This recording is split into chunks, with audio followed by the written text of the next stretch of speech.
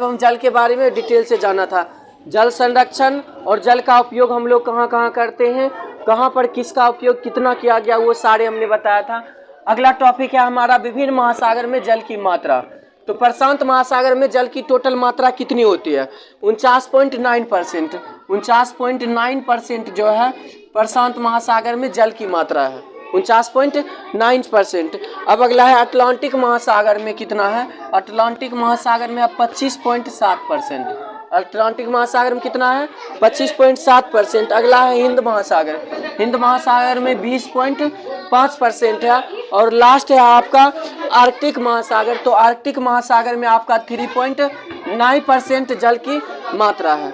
समझ गए? अब हम अगला हमारा यहाँ पर जल का वितरण। अब देखिए यहाँ पर हमने बताया कि विभिन्न महासागर में जल की मात्रा कितना कितना परसेंट है।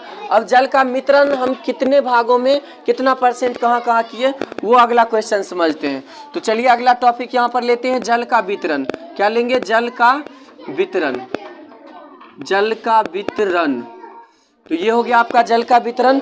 अब पहला है यहाँ पर आपका महासागर में। पहला हम लोग महासागर में जल की मात्रा कितनी होती है? महासागर। तो महासागर में जल का मात्रा कितना है? 97.3% होता है। कितना होता है? 97.3%। समझ गए? अब अगला जो है आपका हो जाएगा दूसरा नंबर भूमिगत क्षेत्र। भूमिगत मतलब भूमि के अंदर कितना जल की मात्रा है, भूमिगत क्षेत्र। तो भूमिगत क्षेत्र के अंतर्गत में 97.3% किया गया। दूसरा भूमिगत क्षेत्र में 0.66% किया गया है। उसके बाद अलावनिया झील में 0.009% जल का वितरण है। अब अगला देखते हैं बर्फीली क्षेत्र। ठीक है, बर्फीली क्षेत्र में जल की मात्रा कितना है?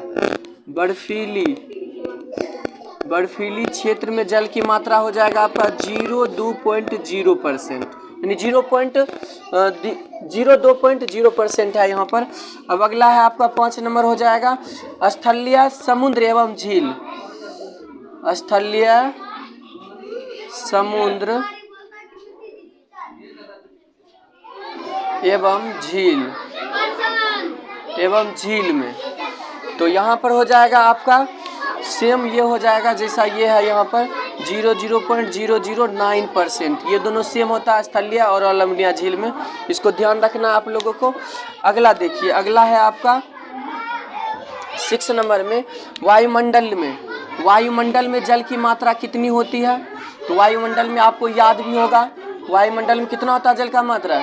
0.0019% होता है। ठीक है, इतना होता है वायुमंडल में जल की मात्रा वाष्प के रूप में। चलिए अब अगला नदी, लास्ट समझते हैं। नदी में जल की मात्रा कितनी होती है?